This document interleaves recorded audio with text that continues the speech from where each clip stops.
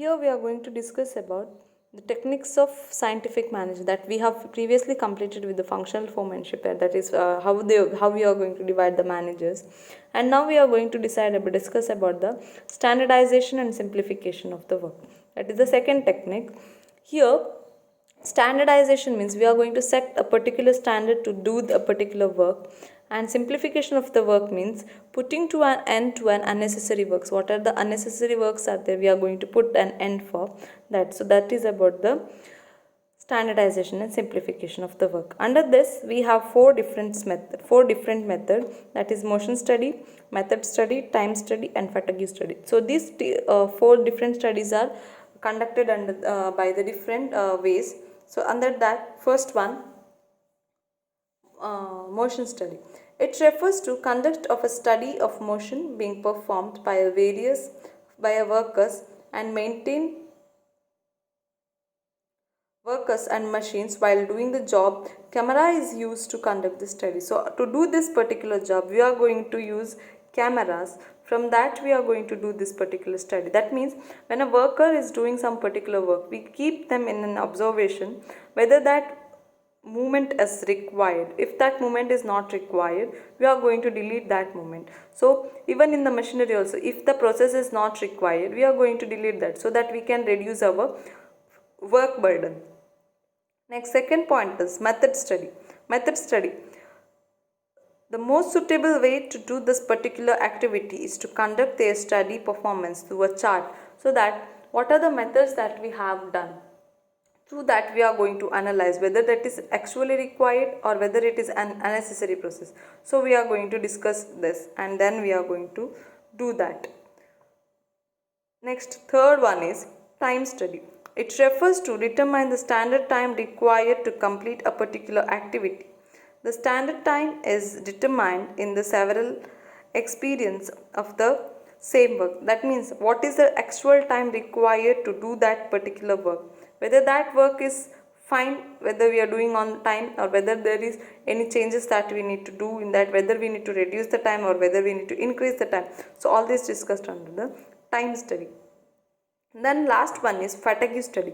Fatigue study means we need an idle time to do the particular work. That means there must be a rest period between the work. So at what time we need to give them a rest, how long we need to give them rest, whether that rest time is sufficient for them. So excess of rest time is also not good, reducing the rest time is also not good. So we are going to discuss this under the time study. So all these methods will be help to standardize. Standardize means fixing the standard for particular work. So on particular given period of time, how much production that we can make, so that will be discussed under the time study as standardization and simplification of work. So the next third one is differential piece rate system. Differential piece rate system means we are going to pay the wages for the workers that are working under our according to their system. Wages are paid on the basis of work done and not on the basis of the time spent in doing the work. So this is done through the time spent to do the work. That is, what is the actual wages that we need to pay for that person is on the basis of how much work they have done.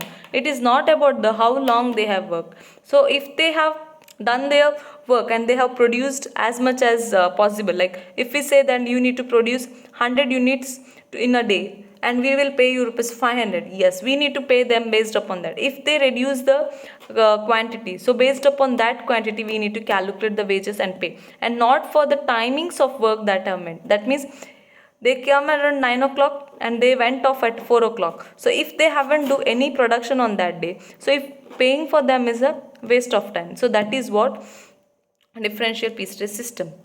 Next, fourth one is mental revolution. Mental revolution is change in the minds of both employees and workers.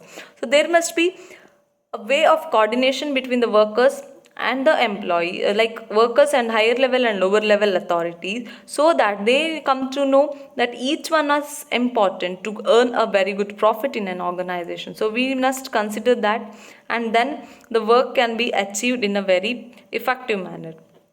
So that this is the main reason why a mental revolution is required. So the main intention of mental revolution is to bring a coordination between the workers and the employees. So this is about today's class. So we are going to end this techniques of scientific management here. So there are different techniques. One is functional foremanship, standardization and simplification of work, differential piece rate system, and mental revolution. So this all will help us to implement the scientific management in our work and do our works. Thank you for this day.